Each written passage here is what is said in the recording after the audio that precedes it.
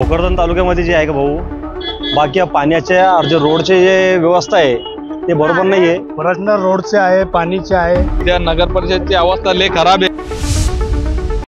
भोकरदन नगर परिषदेसाठी रणधुमाळी सध्या स्थितीमध्ये जोरदार सुरू असून त्यासाठी आता चांगलाच वेग आल्याचं आपल्याला पाहायला मिळतंय. अनेक जे उमेदवार आहेत ते सध्या स्थितीमध्ये जे प्रचार करताना आपल्याला पाहायला मिळत आहेत. एकंदरीत आपण भोकरदन शहरामधील बस स्टँड या परिसरामध्ये आहेत आणि खरंच या परिसरामध्ये काय नेमकी सर्वसामान्यांचा कोल कुठे आहे हे जाणून घेण्यासाठी आपण या ठिकाणी आज आलेलो आहोत. आपल्यासोबत काही सर्वसामान्य नागरिक आहेत. दादा, काय सांगणार, भोकरदनची काय परिस्थिती आहे? शहराची नगर परिषद सध्या सुरू आहे, काय सांगणार आहेत? भोकरदनची जी परिस्थिती आहे, खरोखर तर जनताला काय काय सुविधा लागते त्यामध्ये सगळ्याच्या आधी पाणी.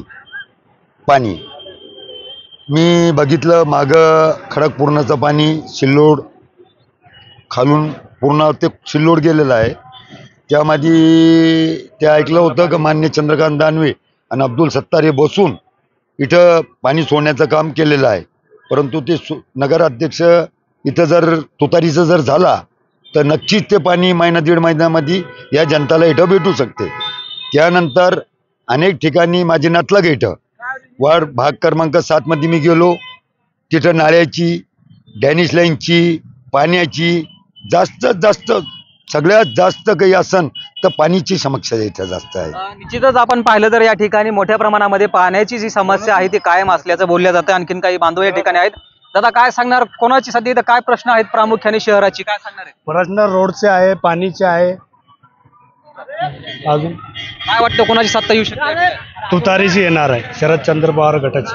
हा, आणखीन काही मागच्या वेळेस काँग्रेसचा होता नगराध्यक्ष, त्यांनी काही काम केलं नाही, विकास केले नाही. त्यावेळेस आम्हाला तुतारीला मतदान करायचं आहे. दादा, काय सांगणार आहेत, कशी लढत होईल या ठिकाणची? तुतारी निघणार आहे. तुतारीचे शिवपर्याय नाही इथं. पुरा भोकरदन एकाच भकात झालं इथं.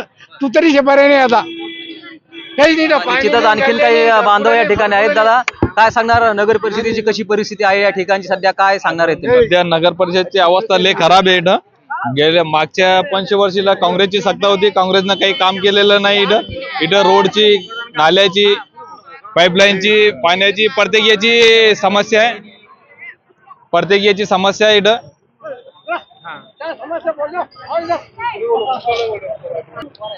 भोकरदनची भरपूर समस्या आहे. इथं रोडची आहे, पाण्याची आहे.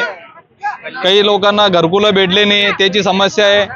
नगर परिषद मध्ये प्रशासक लागू असताना प्रशासक त्यांच्यावर लक्ष देत नाही, कामं करत नाही त्यांचे.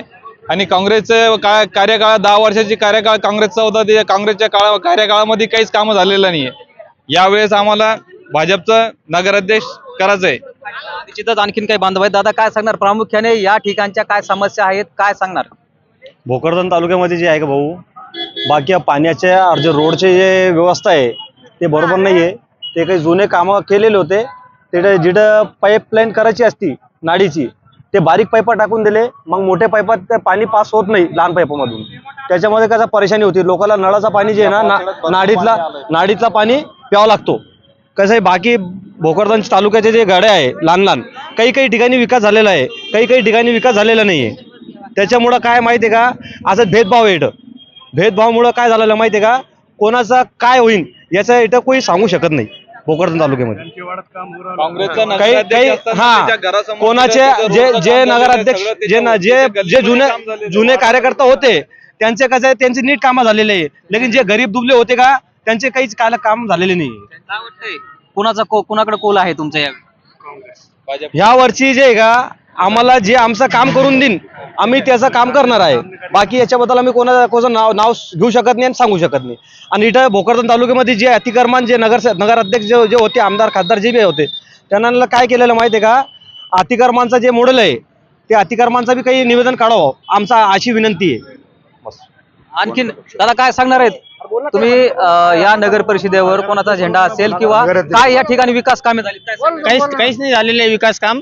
आमची गल्लीचं काम आता मराठी हिंदी बोल. हमारा काम गली का भी रहवा है. हमारी गली में इतनी समस्या है क्या, हमारी गली में अभी जो है तो पिछले अभी पानी गिरा, बहुत परेशानी हो रही थी. घरों में पानी जा रहा था, घरों में पानी जा रहा था हमारे. तो उसके से जो इधर के गलियां है, उधर के गलियां पूरे बने हुए हैं. रफीक कॉलोनी की एक भी गली बनी नहीं है. 15 साल से 10 साल से अच्छी पार्टी की सरकार आई भी है, पर उन्होंने काम कुछ करे नहीं, विकास नहीं करे उन्होंने। निश्चितच आपण या ठिकाणी पाहिलं तर प्रचंड या ठिकाणच्या समस्या आहेत, जे रस्ते असतील, पाण्याचे प्रश्न असतील किंवा स्वच्छताचे प्रश्न या ठिकाणची कायमचे आहेत. त्यामुळे ज्यांनी या ठिकाणी कामं केलेली आहेत त्यांनाच कुठेतरी आम्ही कौल देणार असल्याचं देखील या भोकरदन वासियांकडून सांगितलं जाते, आपल्याला कळतंय. अजय गाडे, लोकशिवाय मराठी, भोकरदन, जालना.